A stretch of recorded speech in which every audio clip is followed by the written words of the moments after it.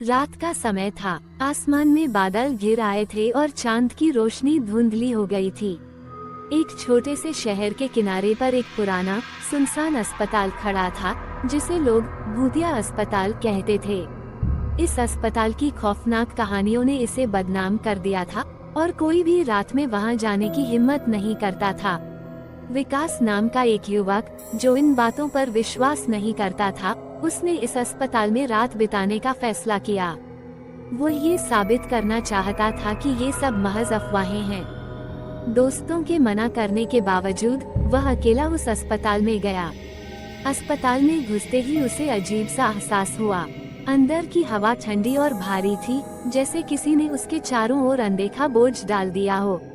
अस्पताल की दीवारों पर जाले लगे हुए थे और फर्श पर धूल की मोटी परत जमी थी।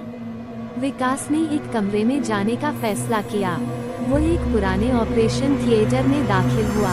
अचानक एक जोर की आवाज हुई और कमरे का दरवाजा अपने आप बंद हो गया। विकास ने दरवाजा खोलने की कोशिश की, लेकिन वह जाम हो गया था। उसे डर लगने लगा, लेकिन उसने खुद को संभाला और इधर उधर देखने लगा। उसने देखा कि एक पुराना स्ट्रक्चर अपने आप हिलने लगा। फिर ऑपरेशन टेबल पर लेटे हुए एक धुंधले शरीर की परछाई दिखाई दी। विकास के रोंगटे खड़े हो गए। अचानक वह परछाई उठने लगी और उसकी तरफ बढ़ने लगी। डर के मारे विकास का गला सूख गया और उसकी आवाज भी नहीं निकल पाई।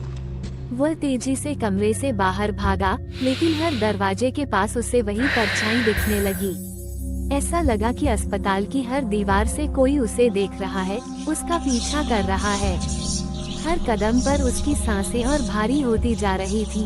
आखिरकार किसी तरह वह अस्पताल से बाहर निकलने में सफल हुआ, लेकिन जब वह बाहर आया तो उसकी हालत बहुत खराब थी। वह हौंदता हुआ जमीन पर गिर पड़ा।